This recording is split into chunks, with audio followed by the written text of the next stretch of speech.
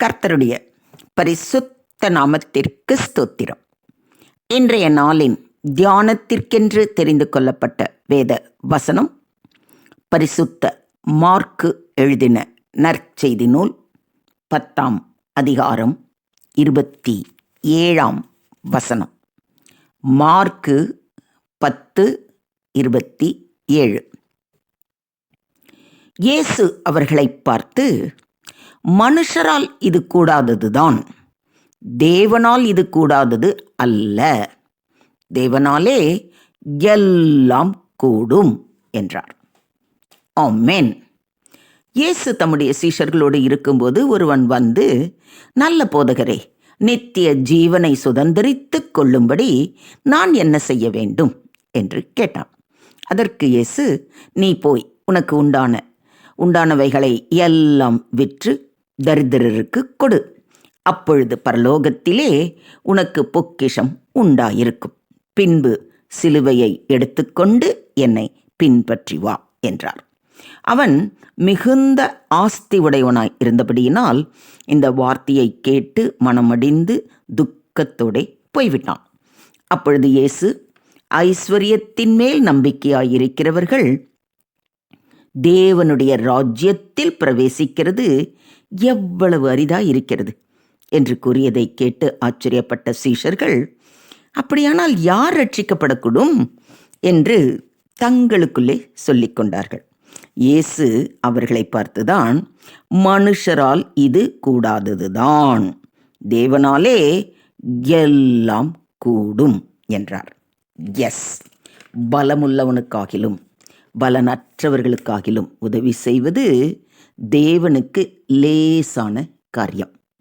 எளியவனை குப்பையிலிருந்து உயர்த்தி பிரபுக்கள் மத்தியில் அமர்ந்திருக்கச் செய்வார்.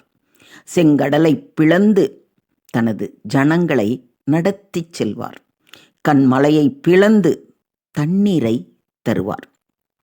காற்றையும் கடலையும் அதட்டி அமைதலாயிரு என்று கட்டளை இடுவார். அவர் சொல்ல ஆகும், அவர் கட்டளையிட நிற்கும். ஆனால் தேவன் மேல் விசுவாசம் இல்லாதவர்கள் சில காரியங்கள் நிறைவேறக்கூடிய வாய்ப்பே இல்லை. இந்த வியாதி நீங்க மருந்தே இல்லை. எனது மகளுக்கு திருமணமாக வாய்ப்பே இல்லை.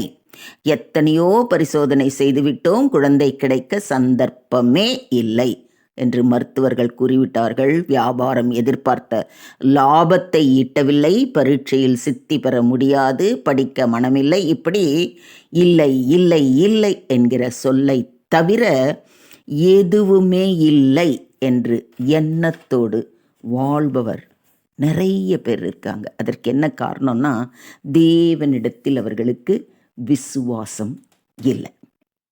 நீ விசுவாசித்தால் தேவனுடைய மகிமையை காண்பாய். தேவனால் கூடாத காரியம் ஒன்றும் இல்லை என்பதற்கு பாஸ்டர் ஃப்ரெடி மோசஸ் அவர்கள் கூறிய ஒரு சாட்சியை அவர் கூறியபடியே நான் இங்கு வாசிக்கிறேன், கேளுங்கள். பிரியமானவர்களே, சுவிட்சர்லாந்து நாட்டில் புகலிடம் கேட்டு தஞ்சம் புகுவோருக்கு NFC அட்டையுடன் கூடிய வசதி ஏற்பாடுகளை வழங்குவது உண்டு. அதில் N என்ற அடையாள அட்டை வைத்திருப்போர் நாட்டை விட்டு வெளியேறவோ அல்லது பெரிய தொழில் செய்யவோ விருந்தினர் ஒருவரையும் அழைக்கவோ முடியாது.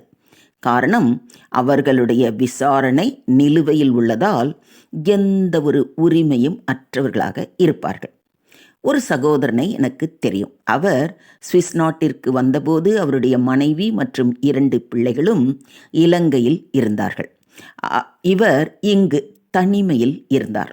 ஆனால் கண்ணீரோடு உபவாசம் இருந்து, ஆண்டவரே, மனுஷன் தனிமையாக இருப்பது நல்லதல்ல என்று அவனுக்கு ஒரு துணையை கொடுத்தீரே, நான் ஏன் தனிமையாக இருக்க வேண்டும்? என் மனைவி மற்றும் பிள்ளைகளை கொண்டு வந்து தாரும் என்று ஜெபிப்பார். இப்படி இருக்கும் பொழுது ஆண்டவர் எனக்கு ஒரு சொப்பனம் காட்டினார். அதில் அந்த குறிப்பிட்ட சகோதரன் கோட் சூட் உடுத்திக்கொண்டு சூரிச் விமான நிலையம் சென்று தன் மனைவி பிள்ளைகளை அழைத்து வருவது போல கனவு கண்டேன். அதை அவரிடம் அறிவித்தேன். ஆனால் இது நடக்க வாய்ப்பே இல்லை. காரணம், அந்த நேரத்தில் அவரிடம் என் என்ற அடையாள அட்டை மட்டுமே இருந்தது.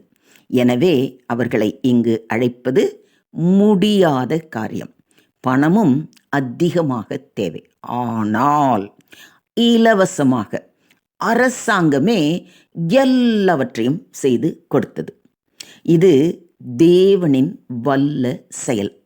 அது மட்டுமல்ல பிரியமானவர்களே, நான் எப்படி அவரிடம் கூறினேனோ அப்படியே நடந்தது. இன்றும் அவர் சூரிச் பட்டணத்தில் தான் இருக்கிறார். அதே தேவன் உண்மை உள்ளவர். உங்களையும் அப்படியே நடத்துவார். ஆமேன். எத்தனை அற்புதமான சாட்சி, கவனிச்சிங்களா?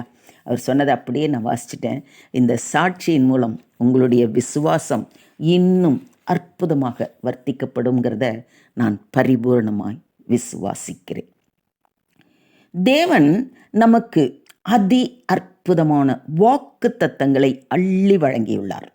அதை நாம் சுதந்திரித்து கொள்ள வேண்டும். தம்முடைய மகிமையினாலும் காருண்யத்தினாலும் நம்மை அழைத்தவரை அறிகிற அறிவினாலே ஜீவனுக்கும் தேவ பக்திக்கும் வேண்டிய யாவற்றையும் அவருடைய திவ்ய வல்லமையானது நமக்கு தந்தறினதும் அன்றி,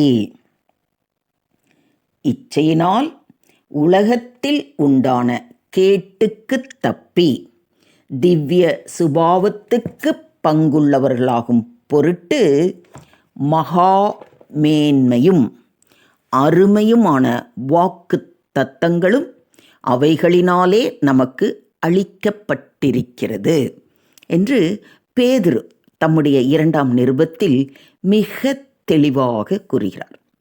இயேசுவை பற்றி நாம் எவ்வளவு அதிகமாக அறிந்து கொள்கிறோமோ அவ்வளவு அதிகமாக தேவனால் எல்லாம் கூடும் என்பதை தெரிந்து கொள்வோம்.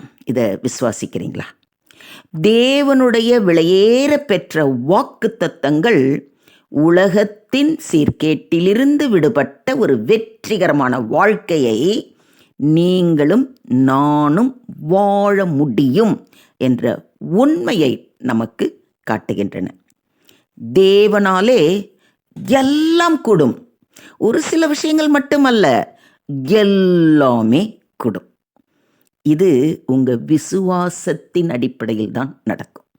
நீங்கள் எந்த அளவுக்கு தேவனை விசுவாசித்து அவருடைய வாக்கு தத்தங்களை விசுவாசித்து இது என் வாழ்விலே நிச்சயம் நடக்கும் என்று பொறுமையோடு அவர் சமூகத்தில் காத்திருக்கிறீர்களோ அப்படியே அது என்ன காரியமாக இருந்தாலும் சரி.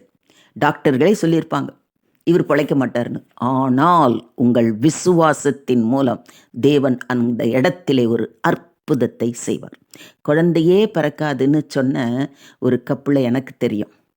அந்த கப்பிள்கிட்ட நாங்கள் அதாவது ஊழியத்துக்கு போகும்போது ஒரு கிராமத்தில் 12 வருஷம் ஆச்சுங்க, எங்களுக்கு குழந்தையே இல்லைன்னு அந்த அம்மா அழுதாங்க. அப்போ அவங்களுக்காக நாங்கள் பாஸ்டரோட போயிருந்தோம். பாஸ்டர் நான் எல்லாருமா இருந்து அந்த மகளுக்காக நாங்கள் கண்ணீரோடு ஜெபித்தோம். 12 வருஷம் குழந்தை பாக்கியம் இல்லை, குழந்தை பிறக்கிறதுக்கு வாய்ப்பும் இல்லை என்று சொன்ன டாக்டரே ஆச்சரியப்படத்தக்க அளவில் அந்த மகள் கருத்தரித்தாள். இது எதனால் நடந்தது? தேவனால் கூடாதது ஒன்றும் இல்லைங்கிற சத்தியத்தினால தான் நடந்தது. நீங்கள் விசுவாசித்தால் நிச்சயமாக தேவனுடைய மகிமையை காண முடியும். இதை மட்டும்தான் நீங்கள் செய்யணும். அதாவது இன்னைக்கு நீங்கள் ஒரு சாத்தியமற்ற சூழ்நிலையை சந்திக்க நேரிடலாம். ஆனால் ஒரு அதிசயத்திற்கான முதல் நிபந்தனை சாத்தியமற்ற சூழ்நிலை தான். தேவனால் எல்லாம் கூடும்.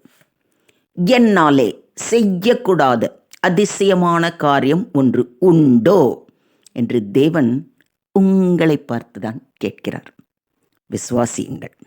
விசுவாசித்தவளே நீ பாக்கியவதி.